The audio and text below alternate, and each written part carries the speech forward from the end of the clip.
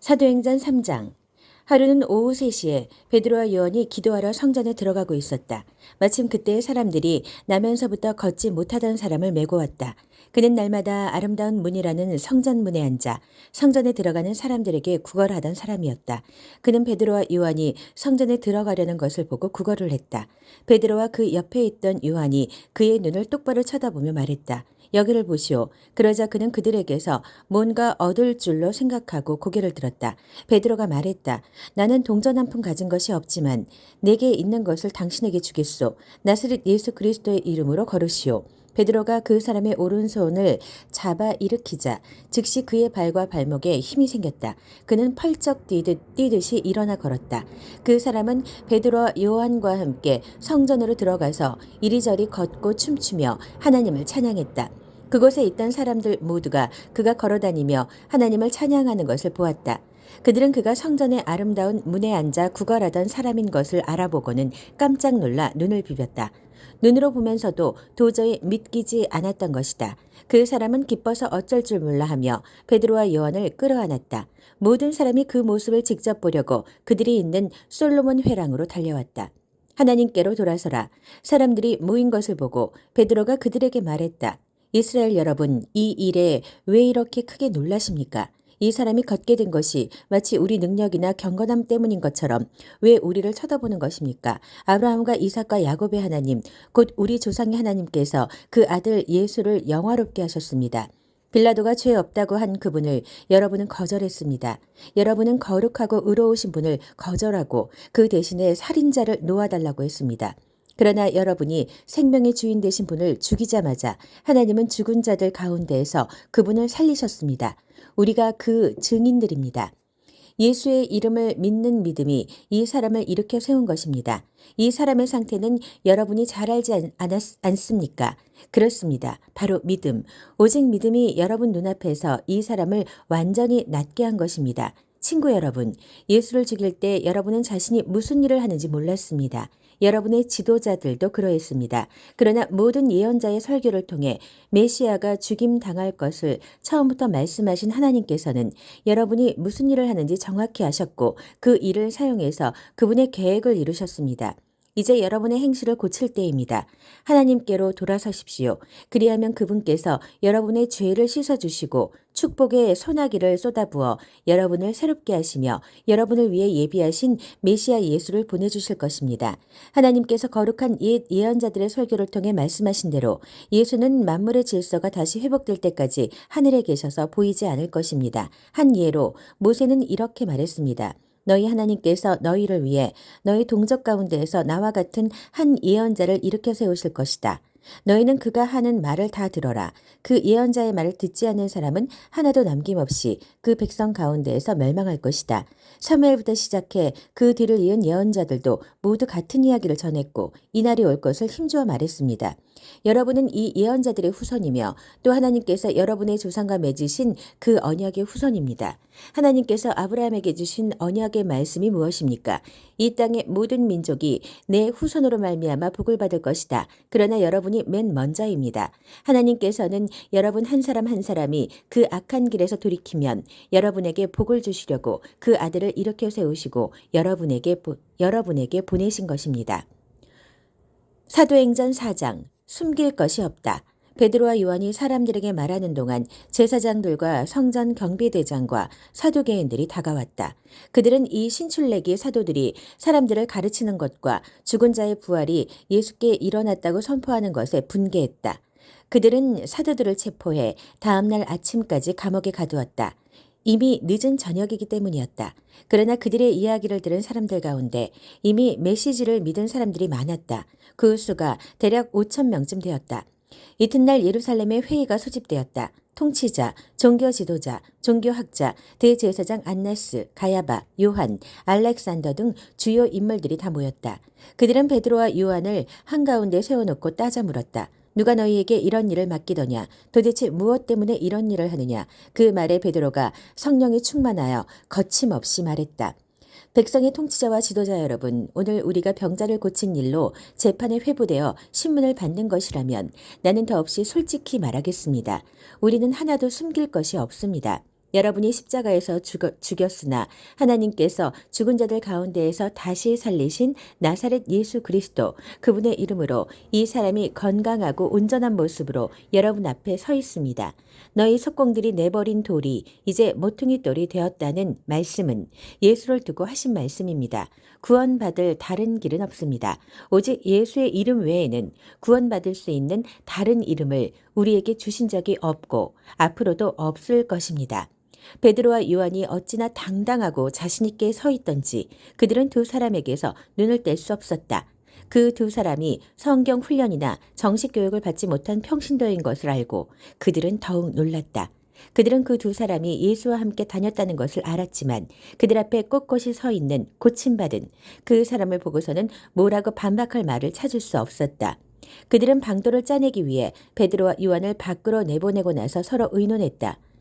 이들을 어떻게 하면 좋겠습니까? 기적이 일어났고 그 배후에 저들이 있다는 것이 이미 온 시내에 알려졌습니다. 우리도 부인할 길이 없습니다. 더 이상 일이 커지지 않도록 저들을 위협해서 입을 막읍시다.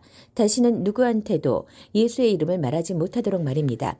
그들은 베드로와 요한을 다시 불러서 어떠한 경우에도 예수의 이름으로 말하거나 가르치지 말라고 경고했다. 그러자 그들이 바로 대받았다.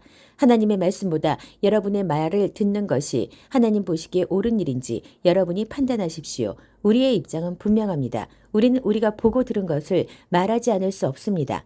종교 지도자들은 그들을 다시 위협한 뒤에 결국 풀어주었다. 그들을 감옥에 가두어 둘 만한 죄목을 찾지 못했던 것이다. 만일 가두어 두었다면 백성이 가만히 있지 않았을 것이다. 백성은 이번 일로 모두 하나님을 찬양하고 있었다.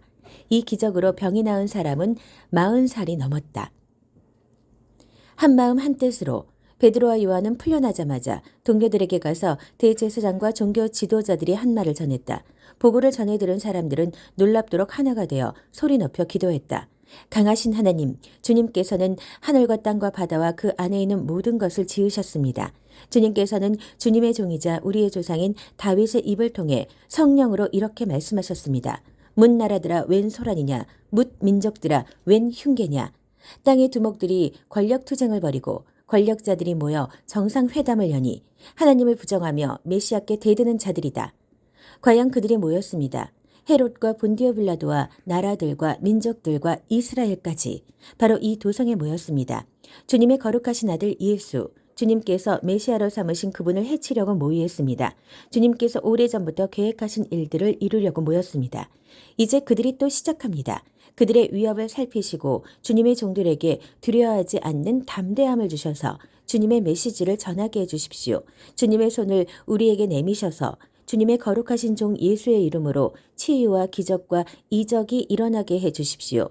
그들이 기도하고 있는데 그 모인 곳이 흔들리고 진동했다. 그들은 모두 성령으로 충만해져서 두려움 없이 계속해서 하나님의 말씀을 전했다. 믿는 사람들이 하나로 한마음 한뜻으로 연합했다. 그들은 자기 재산에 대한 소유권을 주장하지 않았다. 이건 내 것이니 당신이 가질 수 없소 라고 말하는 사람이 아무도 없었다. 그들은 모든 것을 공유했다. 사도들은 주 예수의 부활을 강력하게 증거했고 그들 모두에게 은혜가 머물렀다.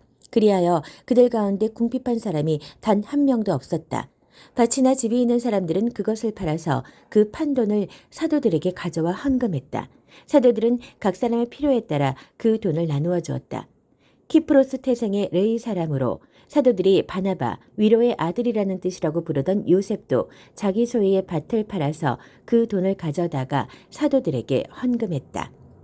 사도행전 5장 아나니아와 삽비라. 그러나 아나니아라는 사람이 자기 아내 삽비라와 공모하여 땅을 판 돈의 일부를 몰래 자기 몫으로 챙겨두고는 나머지를 사도들에게 가져와 헌금했다. 베드로가 말했다.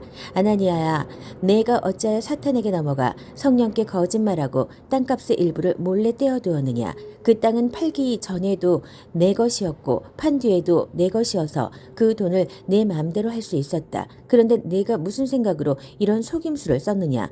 너는 사람에게 거짓말한 것이 아니라 하나님께 거짓말한 것이다.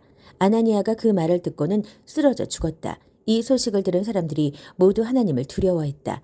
젊은 사람들이 곧바로 그 시체를 싸서 메고 나가서 물었다. 3시간이 못 되어서 그의 아내가 무슨 일이 있었는지 전혀 모른 채 들어왔다. 베드로가 말했다.